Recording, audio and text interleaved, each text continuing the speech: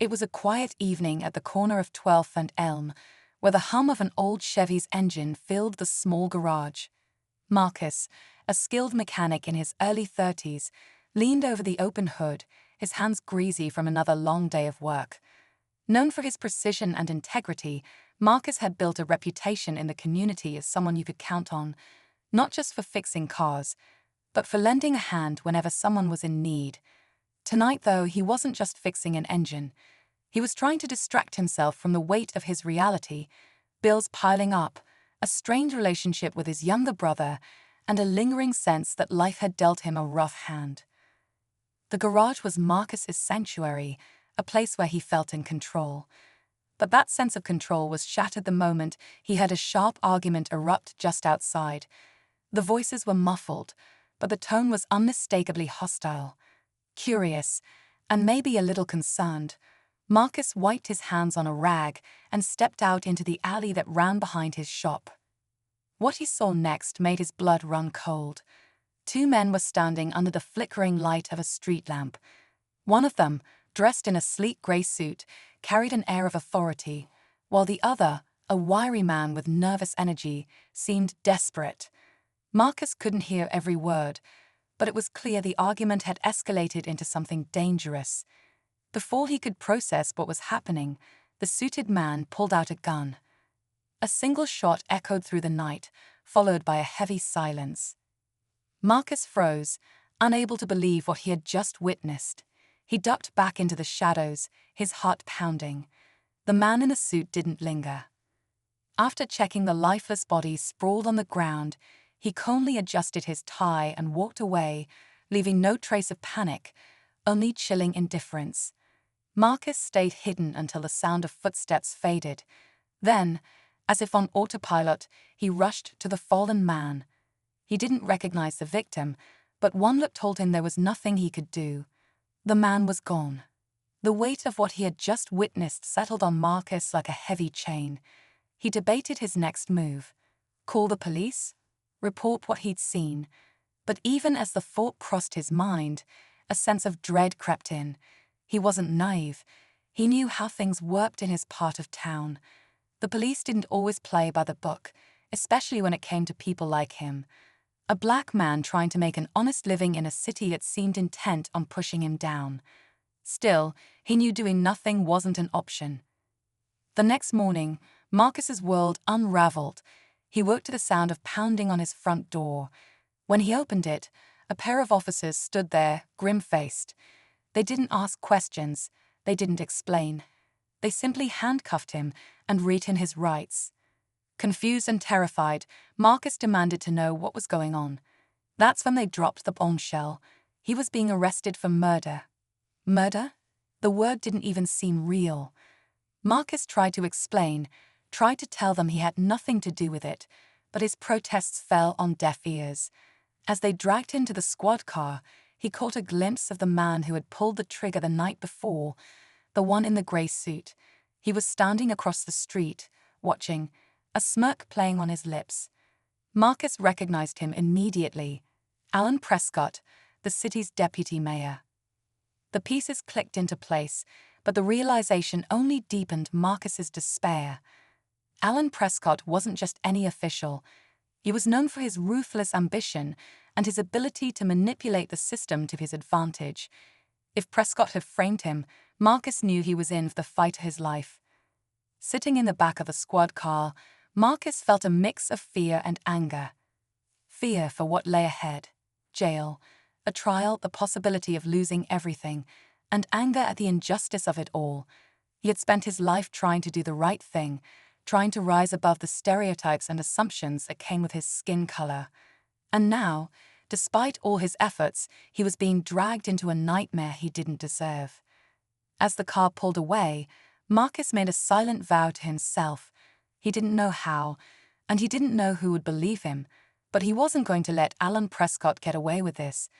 The truth was on his side, and he was determined to find a way to prove it, even if it meant risking everything. The story was just beginning, and Marcus's fight for justice would take him places he never imagined. But for now, All he could do was brace himself for the storm that was about to come. The ride to the station felt like it lasted a lifetime. Marcus stared out the window, watching the familiar streets pass by, now cloaked in an unfamiliar sense of dread. People went about their business, oblivious to the storm brewing inside him. His mind raced, trying to piece everything together. Why him? Why frame someone like him for something so big? It didn't make sense, at least not yet. But he knew one thing. Alan Prescott wasn't a man who acted without a reason. There was something more to this, something bigger than what he'd seen in that alley. At the precinct, the interrogation began almost immediately. They threw questions at him: where he'd been, what he'd seen, why he was near the crime scene. Marcus tried to stay calm, answering honestly and sticking to his story. He told them about hearing the argument, stepping outside, and seeing the murder. He described Prescott in detail: the suit, the gun, the cold demeanor. But the detectives didn't seem interested in the truth. Every time he spoke, they twisted his words, making it sound like he was involved. When they finally showed him the evidence they claimed to have, Marcus's stomach dropped. A fingerprint. His fingerprint, found on the murder weapon. It was impossible, but there it was, presented as fact. He protested, telling them there was no way, that he had never even touched a gun like that. But the look in their eyes told him they'd already made up their minds. This wasn't about finding the real killer. It was about pinning the crime on him. The hours dragged on, and the weight of the situation began to crush him. For every question he answered, they seemed to have another accusation waiting. When they weren't interrogating him, they left him alone in the cold, sterile room, the silence almost worse than their voices. Marcus's thoughts spiraled, his mind stuck on the image of Alan Prescott standing across the street, watching as he was taken away. That smirk. It was like Prescott knew no one would believe him, like he'd already won. Eventually, Marcus was allowed to make a phone call. His hands trembled as he dialed the number of the only person he trusted to have his back no matter what: his brother, Jamal. Their relationship had been rocky lately, mostly because Jamal had a way of getting into trouble and dragging Marcus into it. But this was different. Marcus needed help, and Jamal was family. When Jamal picked up, Marcus didn't even know where to start. "They've got me, man," he said, his voice thick with frustration and fear. "They're saying I killed someone. They're saying I did it."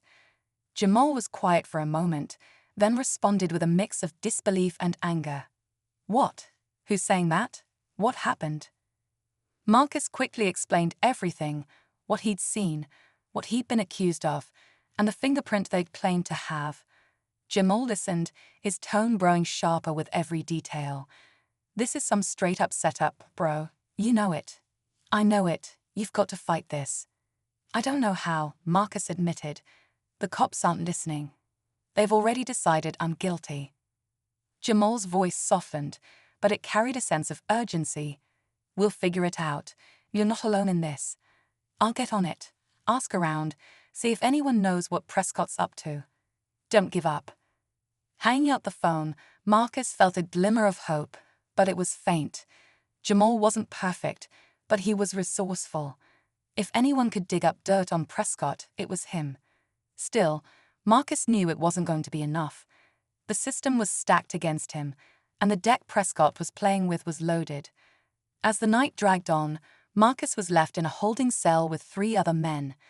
They were quiet, their expressions ranging from resigned to irritated. Marcus kept to himself, sitting in the corner and trying to keep his head down. But even in the stillness, his mind refused to rest. He thought about the victim. Who was he? Why was Prescott arguing with him? And what did Marcus have to do with any of it? When morning came, Marcus was taken to court for his arraignment.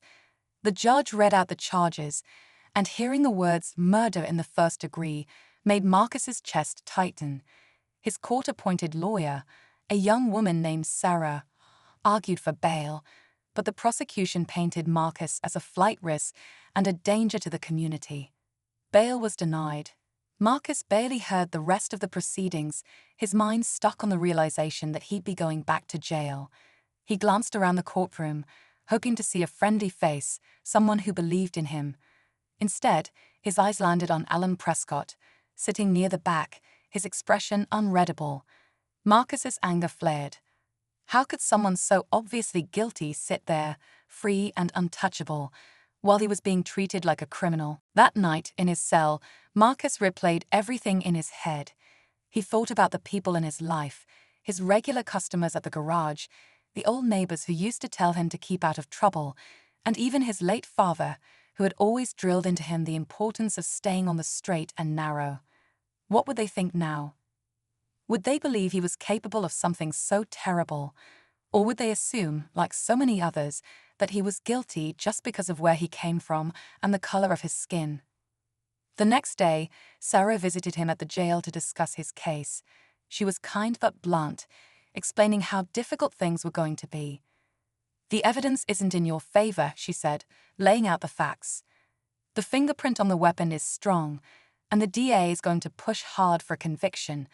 But that doesn't mean we're giving up. Tell me everything you know, anything that might help." Marcus hesitated, then told her about Alan Prescott. He described the argument, the murder, and how Prescott had been at the scene. Sarah listened carefully, her brow furrowing. "If what you're saying is true, this changes everything," she said. "But going after someone like Prescott isn't easy. He's powerful and he's connected. We'll need solid proof." "That's the problem," Marcus said. "He's covered his tracks.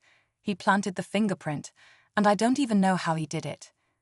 Sarah nodded, her expression thoughtful. "We'll start digging. There's always something. People like Prescott think they're untouchable, but they're not perfect.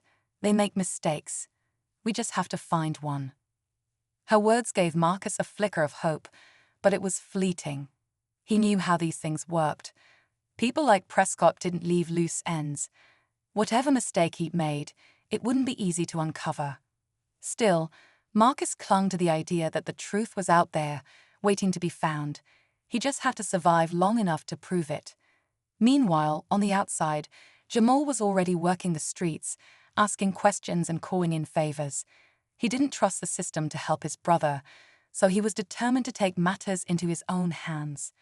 But the more he dug, the more dangerous things became. Whispers of Prescott's dealings began to surface, shady business deals, payoffs, and threats, but nothing concrete. Jamal knew he was playing with fire, but he didn't care. Marcus was family, and family came first. Back in jail, Marcus felt the walls closing in. Each day was a battle to hold on to hope, to keep believing that the truth would come out. But as the days turned into weeks, the weight of his situation grew heavier. He was running out of time, and the odds were stacked against him. Little did Marcus know, the fight for his freedom was only just beginning, and the web of corruption he was caught in went deeper than he could have ever imagined. Days in jail stretched into weeks, each one blurring into the next, but Marcus refused to let despair consume him. He spent much of his time replaying the events of that fateful night in his mind, searching for details he might have missed.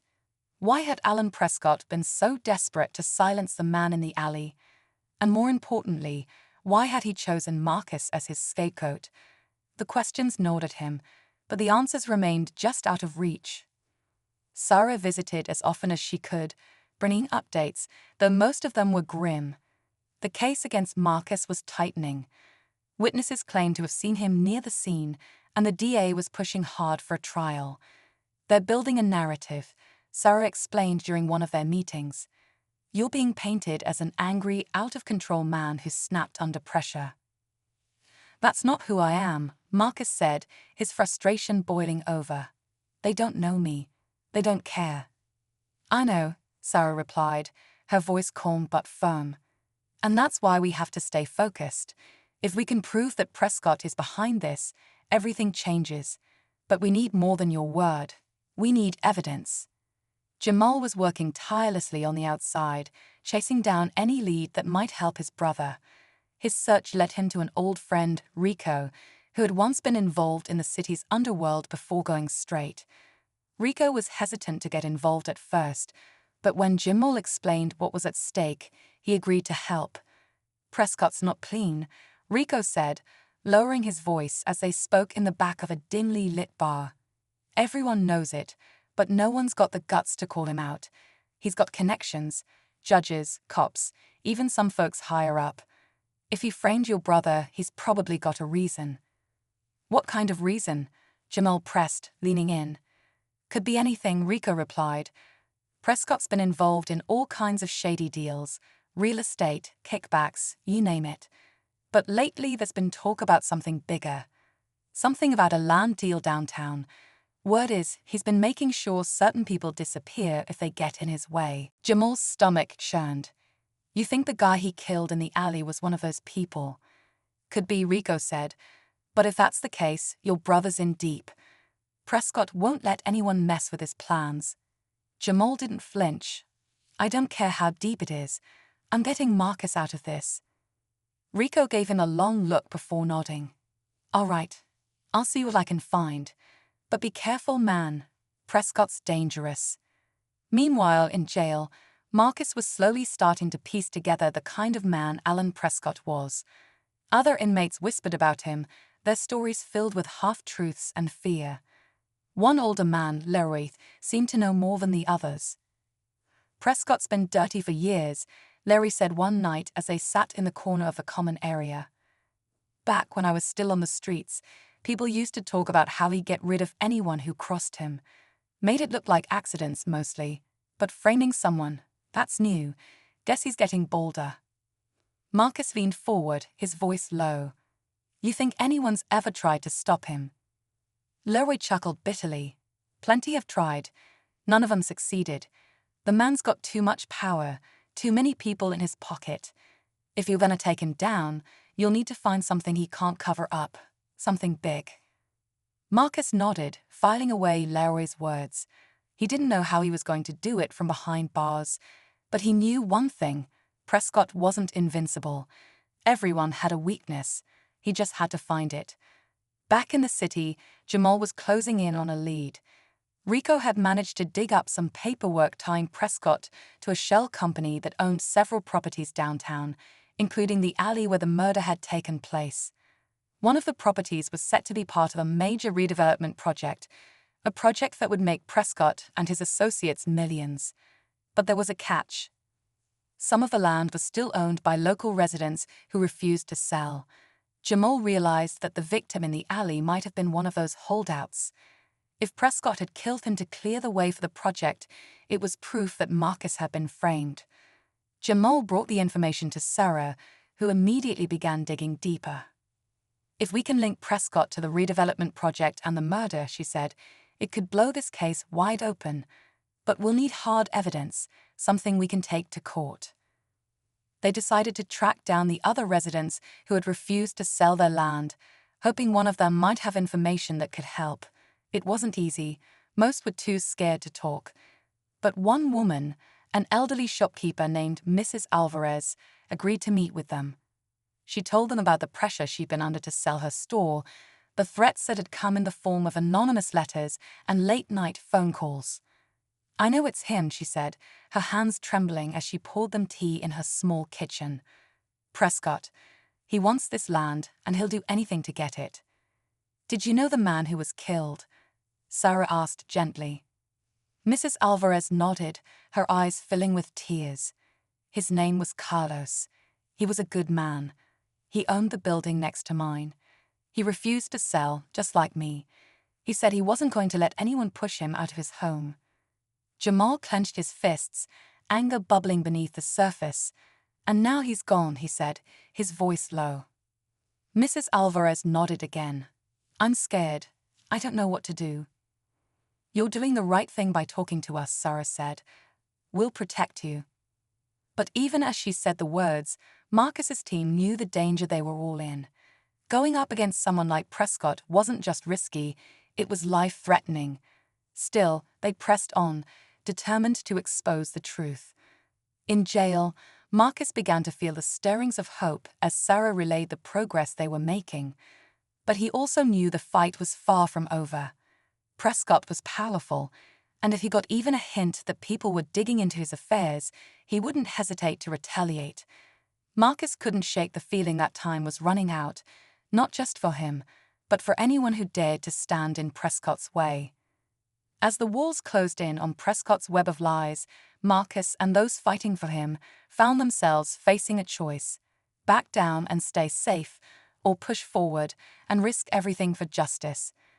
The stakes had never been higher, and the danger was only just beginning to show its face. The tension in Marcus's cell was suffocating. Days passed slowly, each one driving him closer to the trial.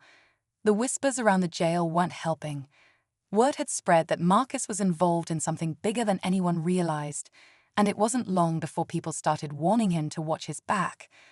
Prescott's reach was long, and Marcus couldn't shake the feeling that he was being watched, even inside. It wasn't paranoia, it was survival. Every shadow, every lingering glance, felt like a potential threat. Jamal and Sarah were pushing harder than ever on the outside. Sarah had managed to subpoena some of Prescott's financial records, though getting access to them was a fight in itself.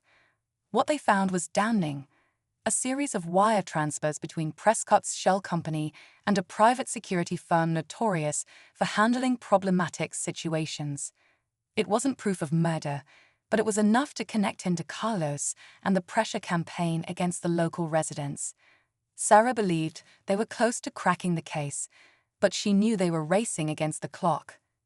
Prescott would be aware of their moves soon, if he wasn't already. Jamal was taking a different approach. He decided to get closer to the streets, hoping to find someone who'd worked with Prescott or had been paid off to stay quiet. It was a dangerous game, but Jamal was willing to risk it for his brother. After a week of digging, he finally found someone, a former enforcer who used to handle dirty jobs for Prescott. The man, a wiry figure named Darnell, had fallen out of favor with Prescott and was now lying low. Darnell agreed to talk, but only under certain conditions. "I don't want my name anywhere near this," he told Jamal in a hushed voice. "Prescott finds out I said anything, I'm dead." Darnell confirmed what Jamal and Sarah had suspected. Carlos was targeted because he refused to sell his property. Prescott sent people to scare him, Darnell said, lighting a cigarette with shaky hands. When that didn't work, he handled it himself. Prescott doesn't like loose ends. "What about Marcus?" Jamal asked, his tone sharp. "Why frame him?" Darnell shrugged. He was in the wrong place at the wrong time. Prescott doesn't care who takes the fall, as long as it ain't him. Jamal pressed in for more details, but Darnell was hesitant to say anything else. "Look, I've already told you more than I should," he said, glancing over his shoulder as if expecting someone to appear. "You want proof. You're gonna have to find it yourself. I'm out." Armed with Darnell's testimony, Jamal and Sarah started piecing together a timeline of Prescott's activities leading up to the murder. They discovered that Carlos had filed a complaint against Prescott just weeks before his death, accusing him of harassment and illegal business practices. The complaint had mysteriously disappeared from public records, but Sarah managed to track down a copy. It was the kind of evidence that could poke holes in Prescott's defense, but it still wasn't enough to clear Marcus. As they worked, the dangers surrounding them became more palpable. Jamal noticed strange cars parked near his apartment, and Sarah received anonymous emails warning her to back off. One night, Jamal's tires were slashed, and he found a note tucked under his windshield wiper. "Stay out of this." He took it as a sign that they were getting close to something Prescott didn't want them to find. Inside the jail, Marcus was beginning to feel the weight of it all. The nights were the worst, filled with restless hours and fleeting moments of dread. He thought about Jamal and Sarah, about the risks they were taking for him.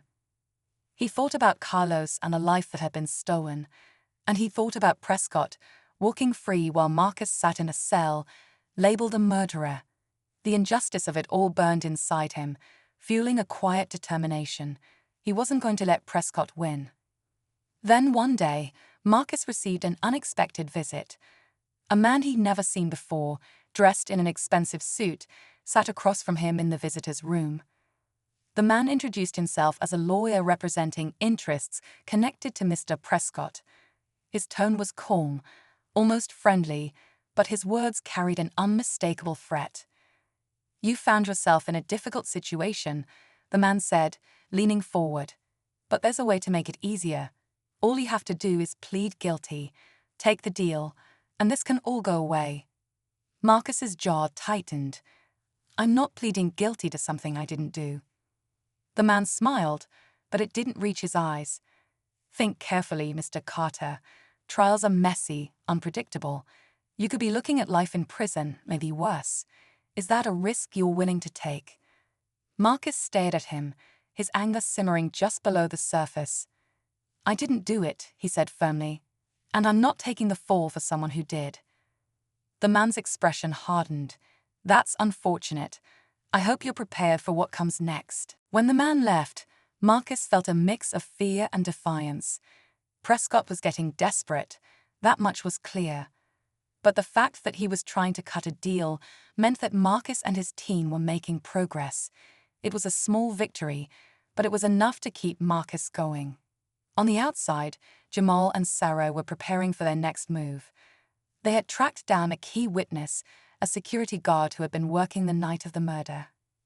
The guard, a young woman named Elena, had seen Prescott leave the alley shortly after the gunshot.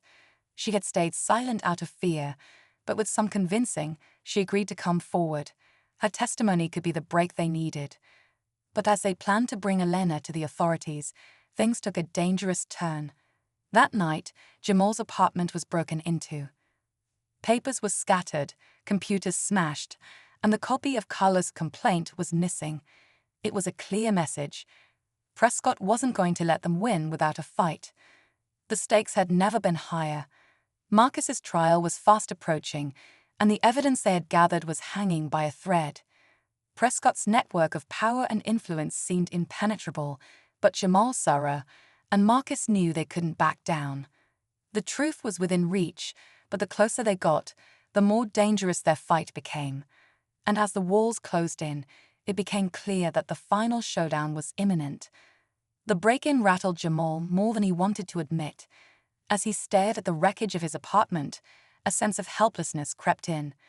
Prescott's reach was even deeper than he feared, and it wasn't just about documents or threats anymore, it was about survival. Sarah showed up shortly after he called her face pale when she saw the damage. He's sending a message, she said quietly. He knows we're close. Jamal clenched his fists, his frustration boiling over.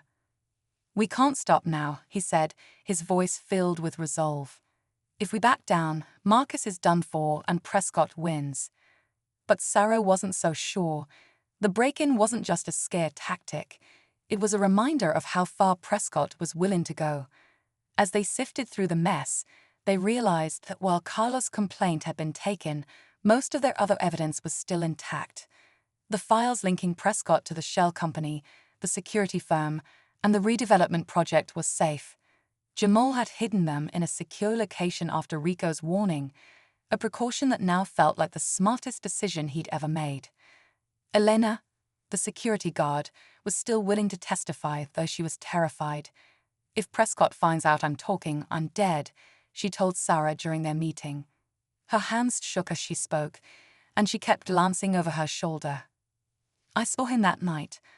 I saw what he did, and I stayed quiet because I thought no one would believe me. But now I can't let Marcus take the fall. Elena's statement added a new layer to their case, but it also put her in immediate danger. Sarah arranged for her to stay at a safe house, a small apartment provided by a friend who owed her a favor. It wasn't much, but it was secure, and it gave Elena a chance to breathe. Still, the weight of what she'd seen and what she was about to do hung heavily on her. As they prepared to present their evidence to the authorities, another complication arose, this one from inside the jail. Marcus received a cryptic message during yard time, passed to him by an inmate he didn't know. The note was written on a torn scrap of paper. Stop fighting, or you'll regret it. Marcus stared at the note, his stomach churning. It was clear that Prescott's influence extended even here, and the message was a stark reminder that his safety wasn't guaranteed. That night, Marcus couldn't sleep. The warning played over and over in his mind, but so did the thought of Jamal and Sarah risking everything for him. He knew Prescott was dangerous, but giving up wasn't an option. He had to find a way to protect himself, even from behind bars. Larry, the older inmate who'd warned him about Prescott, became an unlikely ally. "You've got to keep your head down," Larry advised. "But don't stop fighting. Prescott's banking on you giving up. Prove him wrong." Meanwhile, Sarah received a tip that sent a chill down her spine. A journalist she knew, someone who had been digging into Prescott's activities for years, called her with urgent news. "I've been tracking Prescott's moves," the journalist, Lisa, said over the phone. "I think he's planning something big, bigger than this redevelopment project. He's laundering money through these shell companies, and the redevelopment is just a cover." Lisa's investigation revealed that the redevelopment project was part of a larger scheme involving illicit funds from overseas investors. The man Prescott had killed, Carlos, had stumbled onto it by accident when he refused to sell his property. Carlos' building had been flagged as a critical piece of the redevelopment plan, and his refusal to sell threatened to unravel the entire operation. Prescott hadn't just killed Carlos to clear the way, had done it to protect a much bigger secret. Sarah shared the information with Jamal, and they realized the stakes were even higher than they'd thought. If Prescott's money laundering scheme came to light, it wouldn't just bring him down. It could implicate dozens of powerful people connected to him. Suddenly, Marcus's case wasn't just about clearing his name. It was about exposing a network of corruption that ran deep into the city's political and financial systems. But before they could act on the new information, Sarah and Jamal were blindsided by another twist. Elena disappeared from the safe house. When Sarah arrived to check on her, the apartment was empty. There were no signs of a struggle, but Elena's phone and belongings were still there, untouched. Panic set in as they realized what this meant. Either Prescott had found her, or she'd gotten cold feet and run. Jamal refused to believe she'd abandoned them. She was scared, but she was ready to testify, he insisted. "This has Prescott written all over it." Sarah wasn't so sure. If he wanted to silence her, why not make it obvious? Why not send another message like the break-in? The uncertainty gnawed at them as they scrambled to find Elena. They filed a missing person report, but they knew it wouldn't be enough. Prescott had connections within the police department, and any investigation would be slow, if it happened at all. Time was running out, and without Elena's testimony, their case was in jeopardy. As they searched for answers, Marcus found himself caught in a different kind of struggle. The inmates who had been keeping their distance suddenly seemed more hostile, their stares lingering a little too long. Leroy pulled him aside one day, his expression grim. "Word's out that you're a problem," he said. "Someone's been paid to make sure you don't make it to trial." Marcus's heart pounded as he realized the danger he was in. Prescott wasn't just trying to intimidate him, he was trying to eliminate him. Marcus knew he couldn't rely on the prison guards for protection. He'd have to navigate the threat on his own, staying vigilant and keeping his head down, while Jamal and Sarah worked to bring the truth to light. As the pieces of the puzzle fell into place, the stakes became impossibly high. Elena's disappearance, the looming trial, and the shadow of Prescott's corruption all pointed to one thing. The fight wasn't just about Marcus anymore. It was about justice, about standing up to a system designed to protect people like Prescott. But with time running out and danger closing in from all sides, the path forward was anything but clear.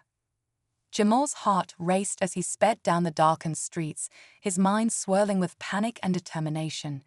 He had just received an anonymous tip, a scratchy voicemail with an address and a cryptic message. "If you want her alive, come alone."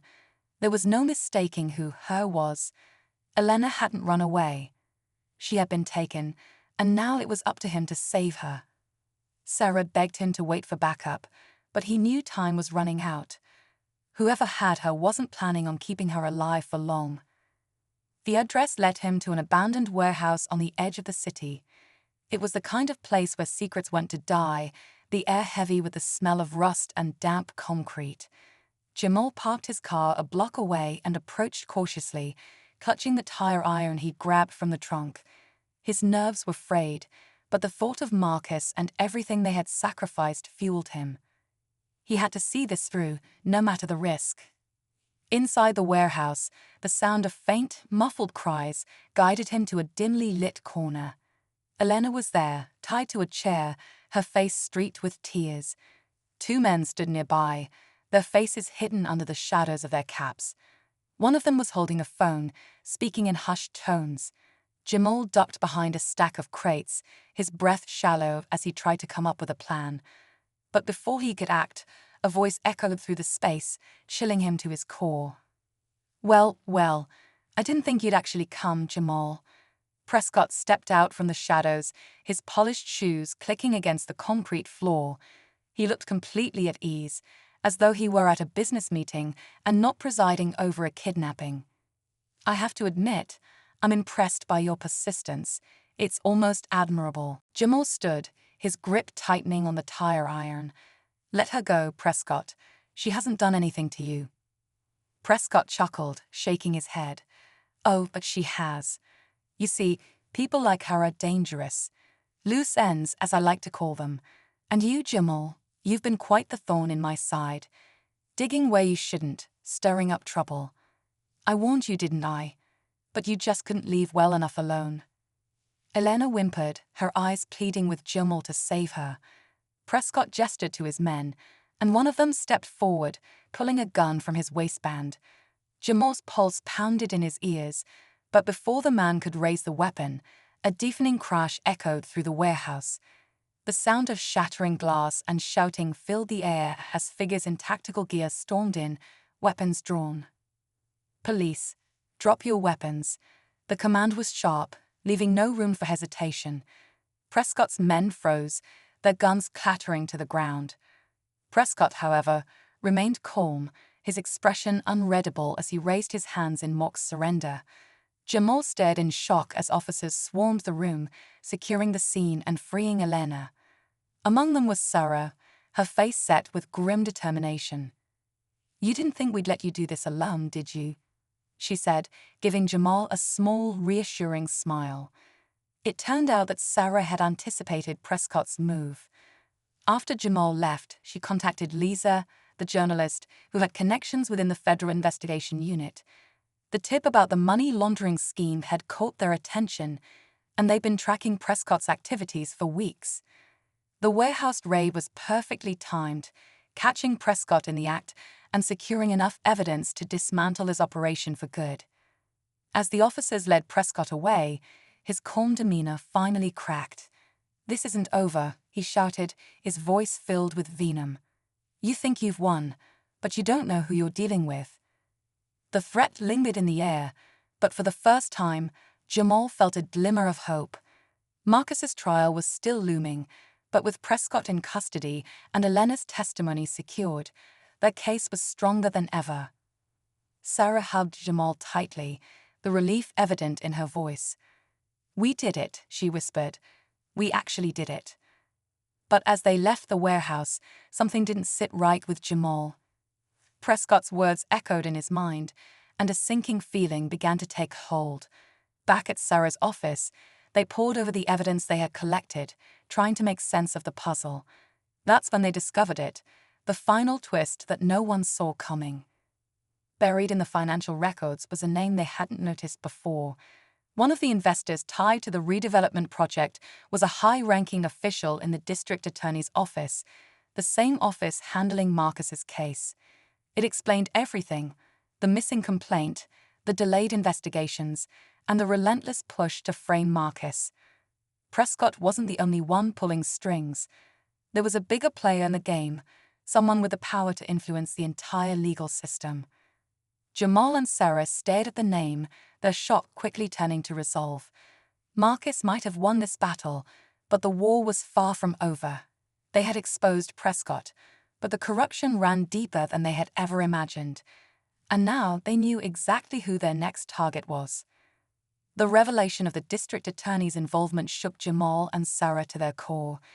They had been fighting a battle they thought was against one man's greed and cruelty, but now they realized it was part of a much larger system of corruption. For a brief moment, the weight of it all felt crushing. How could they possibly take on someone with so much power, someone who could manipulate the law itself to serve their interests? But then, as they looked at each other and at the stack of evidence they had painstakingly collected, they knew giving up wasn't an option. Elena, now safe and determined, agreed to record her testimony again. This time, they had the added protection of federal investigators who had been ticked off about the district attorney's connections to the redevelopment scheme. Lisa, the journalist, published an explosive exposé that not only detailed Prescott's crimes, but also highlighted the ties to the DA's office. The article spread like wildfire, forcing the DA to step down amid mounting public outrage. It was a small but critical victory, a crack in the armor of a system that had long protected people like Prescott. With the DA out of the picture, the legal process surrounding Marcus's case began to shift. Jamal and Sarah worked tirelessly with Marcus's new legal team, ensuring every piece of evidence was properly presented. Elena's courage to testify in court proved to be the turning point. She recounted everything she had witnessed that night: Prescott's argument with Carlos, the moment he pulled the trigger, and the threats she'd endured to keep quiet. Her testimony was compelling and heartbreaking, leaving no doubt about Marcus's innocence. The trial became a media sensation, with cameras outside the courthouse and headlines tracking every development. As Jamal sat in the courtroom, he couldn't help but think about how far they had come. Just months ago, he had been a mechanic who wanted nothing more than to live a quiet life. Now, he was part of a fight that had uncovered layers of corruption he never imagined existed. It was terrifying, but it was also empowering. For the first time, he felt like his voice mattered. When the verdict finally came, the relief was overwhelming. The jury found Marcus not guilty, clearing him of all charges. Jamal's sorrow and Marcus's family erupted into tears and hugs as the weight of the ordeal finally lifted. Marcus, who had remained composed throughout the trial, broke down as he hugged Jamal. "You saved my life," he said, his voice thick with emotion. "I don't even know how to thank you." But Jamal shook his head. "You don't have to thank me. We're family, Marcus. That's what family does." The fallout from the trial extended far beyond Marcus' acquittal. Prescott's arrest and the federal investigation into the redevelopment project led to more arrests, exposing a network of corruption that implicated several city officials and business leaders. The money laundering operation unraveled, forcing the city to reevaluate the entire redevelopment plan. For once, it seemed like justice was being served. Jamal returned to his shop after the dust settled, hoping to find some semblance of normalcy, but things weren't the same. Customers came in not just for car repairs, but to shake his hand, thank him, or share how his fight for Marcus had inspired them. He became a symbol of resilience and integrity, someone who stood up for what was right even when the odds were stacked against him. It was a role he never asked for, but one he embraced with humility. Sarah, too, found her life changed. Her work on the case had reignited her passion for journalism and advocacy, and she began working with organizations focused on criminal justice reform. She and Jamal stayed close, bound by the trust and friendship forged during their battle against Prescott. Though they had faced unimaginable challenges, they had also discovered their strength and the power of standing together. One evening, as Jamal sat on his porch with Marcus, watching the sun dip below the horizon, they reflected on everything that had happened. Marcus had been through hell, but he was free now, and he had big plans for the future. "I want to start a program," he told Jamal, his voice steady with determination. "For guys like me who've been through the system, give them a chance to learn skills, find work, and build a better life. Too many of us don't get that opportunity." Jamal smiled, feeling a surge of pride. "You're gonna do great things, Marcus. I know it." As the months passed, life gradually found a new rhythm. Elena moved out of the city, hoping to start fresh in a place where she didn't have to look over her shoulder. She kept in touch with Jamal and Sarah, occasionally sending updates about her new job and the peace she was finally beginning to feel. Lisa's career skyrocketed after her exposé, and her continued reporting kept the public informed about the ongoing fallout from the corruption scandal. Though the fight had been grueling, Jamal wouldn't have changed a thing. He had seen the worst of humanity, but he had also seen the best, the courage of people like Elena, the determination of Sarah, and the unbreakable bond of family. It wasn't just about clearing Marcus's name or taking down Prescott. It was about standing up for truth and justice, even when it seemed impossible. In the end, the journey had changed Jamal in ways he couldn't have anticipated. He was no longer just a mechanic. He was someone who had faced the darkness and come out stronger, someone who understood that even the smallest voices could make a difference.